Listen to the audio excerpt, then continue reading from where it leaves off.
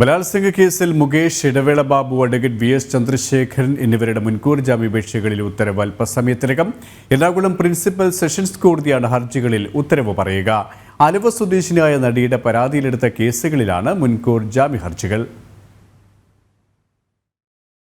ബലാത്സംഗ കേസിൽ മുൻകൂർ ജാമ്യം ആവശ്യപ്പെട്ട് മുകേഷ്, ഇടവേള ബാബു, അഡ്വക്കേറ്റ് വി.എസ്. ചന്ദ്രശേഖരൻ എന്നിവർ നൽകിയ ഹർജികളിൽ എറണാകുളം പ്രിൻസിപ്പൽ സെഷൻസ് കോടതിയാണ് ഉത്തരവിടുക. ആലുവ സ്വദേശിനിയായ നടിയുടെ പരാതിയിലെടുത്ത വിവിധ കേസുകളിലാണ് മുൻകൂർ ജാമ്യ ഹർജികളെല്ലാം. അടച്ചിട്ട കോടതി മുറിയിലായിരുന്നു മുകേഷിന്റെ മുൻകൂർ ജാമ്യ ഹർജിയിലെ വാദം. ബലാത്സംഗ ആരോപണമാണ് മുകേഷിനെതിരെ ഉയർന്നിരിക്കുന്നത്.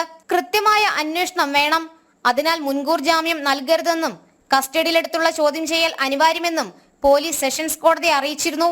എന്നാൽ പരാതിക്കാരിയുടെ ആരോപണങ്ങൾ അടിസ്ഥാനരഹിതമെന്നാണ് മുകേഷിന്റെ വാദം. പരാതിക്കാരിക്കെതിരായ തെളിവുകൾ മുദ്രവെച്ച കവറിൽ മുകേഷ് കോടതിക്ക് കൈമാറിയിട്ടുണ്ട്. കലണ്ടർ സിനിമയുടെ ചിത്രീകരണ കാലത്ത് മുകേഷ് കടന്നുപിടിച്ചെന്നായിരുന്നു ആലുവ സ്വദേശിനിയായ നടിയുടെ പരാതി. സമാനമായ ലൈംഗികാതിക്രമ പരാതിയാണ് ഇടവേള ബാബു ഉൾപ്പെടെയുള്ളവർക്കെതിരെ ഉയർന്നിട്ടുള്ളത്. സ്റ്റേഷൻ ജാമ്യം ലഭിക്കാവുന്ന വകുപ്പായതിനാൽ ഇതേ പരാതിയിലെടുത്ത കേസിൽ മണിയൻപിള്ള രാജുവിന്റെ മുൻകൂർ ജാമ്യാപേക്ഷ കോടതി കഴിഞ്ഞ ദിവസം തീർപ്പാക്കിയിരുന്നു. ജനം, കൊച്ചി.